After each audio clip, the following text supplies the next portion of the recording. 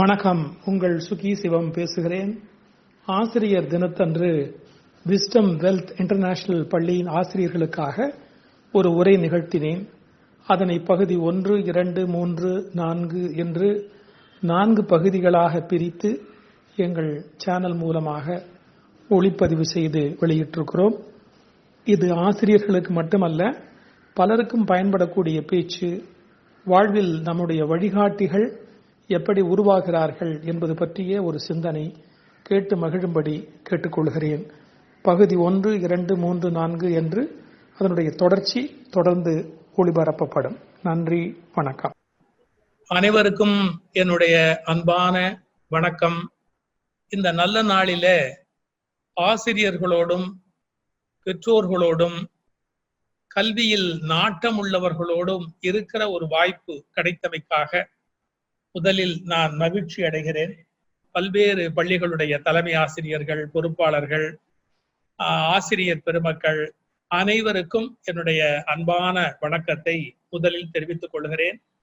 நான் ஆசிரியர் தின நல்வாழ்த்துக்கள் சொல்லுகிற போது சொல்ல வேண்டிய ஒரு நபர் உங்களுக்கு தெரிந்தவர் தான் நம்முடைய டாக்டர் ராதாகிருஷ்ணன் அவர்கள். அவருடைய நாள் என்று கொண்டாடுகிற இந்த ஆசிரியர் தினத்துல அவரை பற்றி ஒரு செய்தி முதல்ல சொல்லிவிட்டு பிறகு நான் பேசுவது பொருத்தமாக இருக்கும் என்று நினைக்கிறேன். அவர் ரஷ்யாவுக்கு அரசு முறை விருந்தினராக போகிறார். அவர் துணைவியார் இல்லை. அதனால அவர் தங்குகிற அறை எப்படி ஏற்பாடு செய்ய வேண்டும் என்று அவருக்கான அந்த வசதிகளை சோவியத் ரஷ்யாவில் இருக்கிற அதிகாரிகள் நம்முடைய இந்திய அதிகாரிகளோடு பேசி ஏற்பாடு செய்கிறார்கள். அவர் தங்குகிற அறையில சிங்கிள் காட், படுப்பதற்கு ஒரு ஒற்றை மெத்த கட்டில், சிங்கிள் காட் இருந்தா போதும். ஏன்னா அவர் துணைவியாரோட இல்லை. அதனால அவருக்கு சிங்கிள் காட் இருந்தா போதுமா என்று கேட்கிறார்கள். ஆனால் டாக்டர் ராதாகிருஷ்ணன் இருக்கிறதுலயே பெருசா இருக்கிற டபுள் காட் வேணும்னு சொல்லு அப்படின்ட்டு, பெரிய ரெட்டை படுக்கை அந்த டபுள் காட் வேணும் அப்படின்னு சொல்லு அப்படின்னு சொல்லி அதன்படி சோவியத் ரஷ்யாவில் ஏற்பாடு செய்து விட்டார்கள். ஆனா அவங்களுக்கு எல்லாம் ஒரு கியூரியாசிட்டி. அவர் கூட யாருமே வரல, தனி மனிதராக படுத்துறங்க போகிறார். அவருக்கு டபுள் காட் எதுக்கு? இந்த மாதிரியான கியூரியாசிட்டி தான் மனுஷ இனத்தினுடைய நோயாச்சே. அப்ப அந்த டபுள் காட்ல அந்த இன்னொரு ஆள் யாரு அப்படிங்கிற ஒரு குறும்பான ஒரு தேடல் எல்லாருக்கும் இருக்கிற ஒரு கொஸ்டின், ஒரு அல்பத்தனமான கேள்வின்னு வச்சுக்கோங்களேன். அதனால தேடுறாங்க, என்ன எதுக்காக. அத மறுநாள் காலையில அந்த அறைக்குள்ள போன உடனே பல பேருடைய கியூரியாசிட்டி, அந்த டபுள் காட் அவர் எப்படி யூஸ் பண்ணியிருக்கிறார் அப்படின்னு பார்க்கணும். பார்த்தா கட்டில்ல ஒரு ஓரமா ஒரு இடம் விட்டு அவர் படுத்திருக்கிறாரு. கட்டில் முழுக்க புஸ்தகங்களா அடுக்கி வச்சிருக்கிறார் அவர். அப்பதான் கேக்குறாங்க, இது என்னங்க இது அப்படின்னு. அதுக்கு ஒரு பதில் சொல்றாரு, நான் ராத்திரி எத்தனை மணிக்கு முழிப்பேன், எப்ப தூங்குவேன் தெரியாது. எனக்கு எப்போ முழிப்பு வந்தாலும் உடனே நான் ஒரு புஸ்தகத்தை எடுத்து படிக்க ஆரம்பிச்சிருவேன். அப்புறம் சம்பந்தம் இல்லாத இன்னொரு புஸ்தகத்தை கூட படிக்கலாம்னு தோணுச்சுன்னா எந்திரிச்சு போய் என்னால புஸ்தகத்தை எடுத்துக்கிட்டு இருக்க முடியாது. அதனால நான் எப்ப படுத்தாலும் என்னுடைய படுக்கையில பாதியில நான் படுத்துட்டு இன்னொரு பாதி முழுக்க புத்தகங்களை அடுக்கி வைத்துக் கொள்வேன் என்று சொன்னார் டாக்டர் ராதாகிருஷ்ணன் என்று அவரை பற்றி ஒரு சுவையான செய்தி உண்டு. ஒரு வினாடி யோசித்து பாருங்கள், அவருடைய சிறப்பு. படிப்பதுல அவருக்கு எவ்வளவு பெரிய ஆர்வம் அவருக்கு. காரணம் என்ன? தூக்கத்துல முழிச்சா கூட படிக்கணும். நம்மால் சொல்றான், படிக்க ஆரம்பிச்சா தூக்கம் வருது சார் அப்படிங்கிற. அப்ப யார் ஜனாதிபதியாவா, யார் உலக புகழ் பெறுவா? தூக்கத்துல முழிச்சா கூட படிக்கணும்னு நினைச்சவர் ராதாகிருஷ்ணன். நம்மால் புத்தகத்தை தொட்டா தூக்கம் வருது சார் அப்படின்னு சொன்னா இவன் தூங்க முடிஞ்சா தானே இருக்க முடியும். அப்புறம் வேற எப்படி முன்னுக்கு வர முடியும்? அப்படி படிப்பதில் ஆர்வம் உள்ளவராக இருந்ததால் தான் டாக்டர் ராதாகிருஷ்ணனுடைய அடையாளமாக ஆசிரியர் தினம் கொண்டாடப்படுகிறது. இப்ப நான் ஆசிரியர்களுக்கு முதல்ல இதுல இருந்துதான் ஒரு செய்தியை தொடங்கலாம்னு நினைக்கிறேன். சயின்ஸோ சோசியலோ ஹிஸ்டரியோ தமிழோ சொல்லி கொடுக்கறவங்க டீச்சர் இல்லை. இத சொல்லி கொடுக்கறது நம்ம வேலை இல்லை. சிலபஸை முடிக்கிறதும் எக்ஸாமினேஷனுக்கு தயார் பண்றதும் நம்ம வேலை இல்லை. சயின்ஸ் சொல்லி கொடுக்கறது, சோசியல் சொல்லி கொடுக்கறது, ஹிஸ்டரி சொல்லி கொடுக்கறது அதெல்லாம் 10ல் 1 பங்கு வேலை. அது 9 பங்கு வேலை இல்லை, 10ல் 1 பங்கு வேலை தான் அந்த வேலை. சப்ஜெக்ட் என்னன்னு சொல்லி கொடுக்காரு. ஒரு உண்மையான ஆசிரியருடைய வேலை என்ன தெரியுங்களா? ஒரு உண்மையான ஆசிரியருடைய வேலை என்ன தெரியுமா? படிக்கிறது சுவையுடையதுங்கிறத கத்துக் கொடுக்கணும். அது ரொம்ப சுவையானதுடா, அது ரொம்ப இன்ட்ரெஸ்டிங் ஆனதுடா ராஜா, படிக்கிறதுல ஒரு சந்தோஷம் இருக்குடா, படிக்கும் போது நம்முடைய உயிர் மலர்ச்சி அடையுது, அறிவு வளர்ச்சி அடையுதுங்கிறது அப்புறம் நம்முடைய உயிர் மலர்ச்சி அடையுது.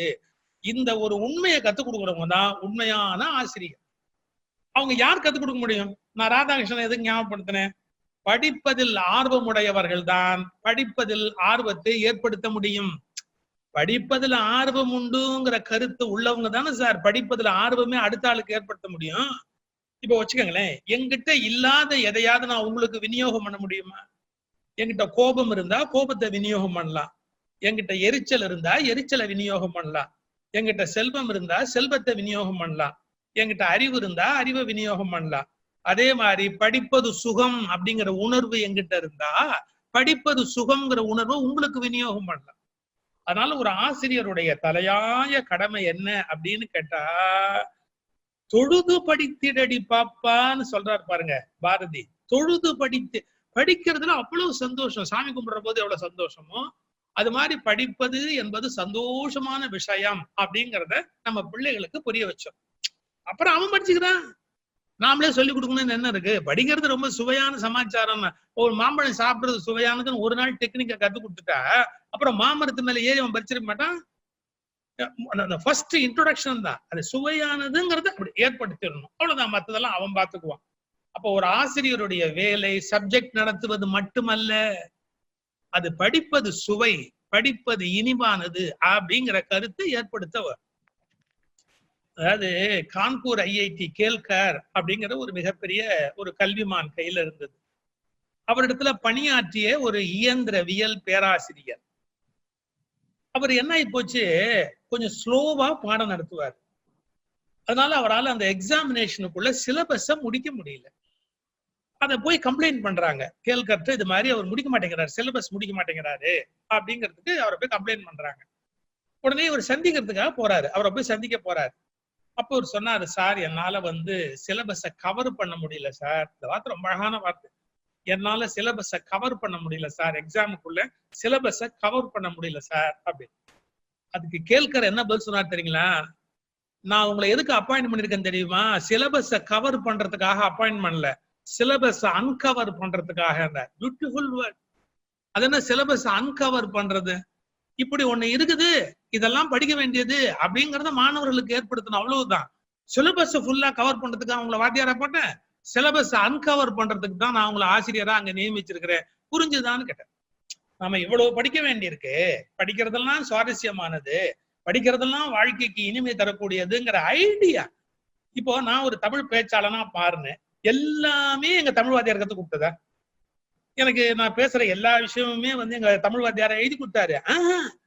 கவிதை சுவையானதுன்னு ஒரு வகுப்பு நடத்தினார், தமிழ் இனிமையானது அப்படின்னு சொல்லி காமிச்சாரு. 6ஆம் கிளாஸ் படிக்கிறதுக்காக வகுப்புக்குள்ள போறேன். எங்க தமிழாசிரியர் சிதம்பரம் சுவாமிநாதன் பேரு உட்கார்ந்து இருக்கிறாரு. தண்டலை மயில்களாட தாமரை விளக்கம் தாங்கங்கிற பாடலை நடத்துறாரு. அது எங்களுக்கு மனப்பாட பகுதி பாட்டுல. சார் அன்னைக்கு வகுப்பு நடத்தின உடனே அந்த பாட்டு எனக்கு மனப்பாடம் ஆயிடுச்சு. நான் வீட்டுக்கு போய் புத்தகத்தை எடுத்து மனப்பாடம் பண்ணல பாட்டு.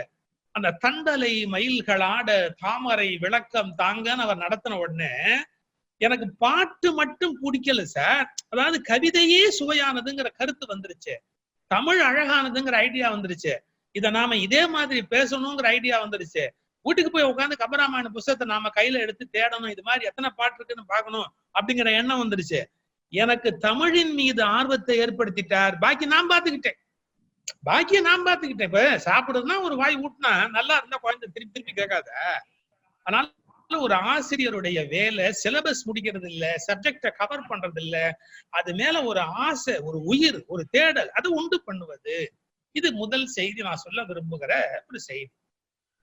அடுத்தாப்புல ஒரு பெரிய சிக்கல் ஆசிரியர்களுக்கு என்ன தெரியுங்களா?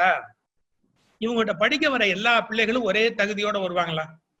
நான் வயசை சொல்லல, பிறப்ப சொல்லல. தகுதினா என்ன தெரியுங்களா? கிராஸ்பிங் பவர்னு ஒண்ணு இருக்கு. ஒரே தடவை சொன்னா சில பிள்ளைகளுக்கு புரியும் சார், சில பிள்ளைகளுக்கு 2 தடவை சொல்லிட்டீங்கன்னா புரியும், சில பிள்ளைகளுக்கு 100 தடவை சொன்னாதான் ஒரு இம்மியாவது ஏறும். இதெல்லாம் அவங்க தப்பு கிடையாது. அவங்க பிறவியில அமைந்திருக்கக்கூடிய அந்த ஜெனட்டிக்கலி புரோகிராம்டு மூளையினுடைய அமைப்பு. இல்ல குடும்பத்தோட சூழ்நிலை காரணம், இல்ல வறுமை காரணம், இல்ல காலையில சாப்பிடாம கூட பிள்ளைங்க வந்திருக்கும், எத்தனையோ விதமான சூழ்நிலை இருக்கு. இல்ல வீட்டுல ஒரு டென்ஷன் இருக்கும். அப்பா 2ஆம் கல்யாணம் பண்ணிருப்பார். அப்பா 2ஆம் கல்யாணம் பண்ணா அவருக்கும் டென்ஷன், பசங்களுக்கும் டென்ஷன். இப்ப கொஞ்சம் யோசிச்சு பாருங்க, அந்த அந்த குழந்தை வந்து எப்படி பாடத்தை கவனிப்பான்? அவன் வந்து ஒரு பாடத்தை கவனிக்கணும் அப்படின்னு ஆசைப்பட்டா கூட அவன் எப்படி அந்த பாடத்தை கவனிப்பான்? அவனுக்கு இப்போ ஆசிரியர் எப்படி, நான் தான் ஒரு தடவை நடத்திட்டேனப்பா, நான் தான் ஒரு தடவை சொல்லிட்டேனப்பா அப்படின்னா ஒரு தடவை சொல்லிட்டா போடுமா? நமக்கு பழைய பாடல்லயே நமக்கு புரிய வச்சாங்க. என்ன சொல்றாங்க, நீ வந்து பாட்டை புரிஞ்சுக்கணும், பாட்டு இல்ல ஒரு பாடத்தை புரிஞ்சுக்கணும் அப்படின்னா என்ன முக்கியம்? ஒரு ஒரு மனிதன் வந்து முழுமையா ஒன்றை புரிந்து கொள்ள வேணும்னா என்ன முக்கியம்? குறிப்பு என்னன்னு கேட்டா, வாழைத்தண்டு போல சில பேர் இருப்பான் சார், கரித்துண்டு மாதிரி சில பேர் இருப்பான் சார், கற்பூரம் மாதிரி சில பேர் இருப்பான் சார் அப்படின்னாங்க. இது 100க்கு 100 உண்மை. நீங்க கற்பூரத்தை நெருப்பு கிட்ட கொண்டு போறதுக்கு முன்னாடி குப்புக்குன்னு பத்திரும். கறி அப்படி இல்லை, நெருப்பை போட்டு கொஞ்சம் விசிறணும், அப்புறமா அது கறி பத்திக்கும். ஒரு வாழைத்தண்டை கொண்டு போய் அடுப்புல வச்சு பத்த வச்சு எரிச்சு சமையல் பண்ணணும்னா வாழைத்தண்டு என்னைக்காவது அடுப்புல பத்த வச்சு எரியுமா? எரியாது. அது மாதிரி நம்ம கிட்ட 100 பிள்ளைங்க படிக்க வராங்க அப்படின்னு சொன்னா சில பேருக்கு கற்பூரம் மாதிரி இருக்கும், சில பேர் கரித்துண்டு மாதிரி இருப்பாங்க, சில பேர் வாழைத்தண்டு மாதிரி இருப்பாங்க, சில பேர் ஈர விறகு மாதிரி இருப்பாங்க, சில பேர் மழையாவே இருப்பாங்க. நீங்க எப்படி அவங்களை பத்த வைப்பீங்க? அவங்களை எப்படி எரிய வைப்பீங்க? இப்போ ஆசிரியருக்கு என்ன வேணும் அப்படின்னு கேட்டா, முதல்ல ஒருவர் போல் மற்றவர் இல்லை அப்படிங்கறத புரிஞ்சுக்கிற சக்தி வேணும். நான் தான் சொல்லிட்டேன்ல, நான் சொன்ன உடனே நீங்க எல்லாம் புரிஞ்சுக்க வேண்டியது தானே. நான் ஒரு தடவை சொல்லிட்டா 100 தடவை சொல்லிட்டேன். சினிமாக்காரங்க வேணா டயலாக் சொல்லலாம், வாத்தியார் சொல்லக்கூடாது. அவருக்கு 100 தடவை சொல்ல வேண்டிய அவசியம் ஏற்பட்டாலும் 100 தடவை சொல்லணும். அதான் ஆசிரியருடைய மிகப்பெரிய வேலை. ஒரு பிள்ளைக்கு முதல் தடவை புரியும், ஒரு பிள்ளைக்கு 2ஆவது தடவை புரியும்.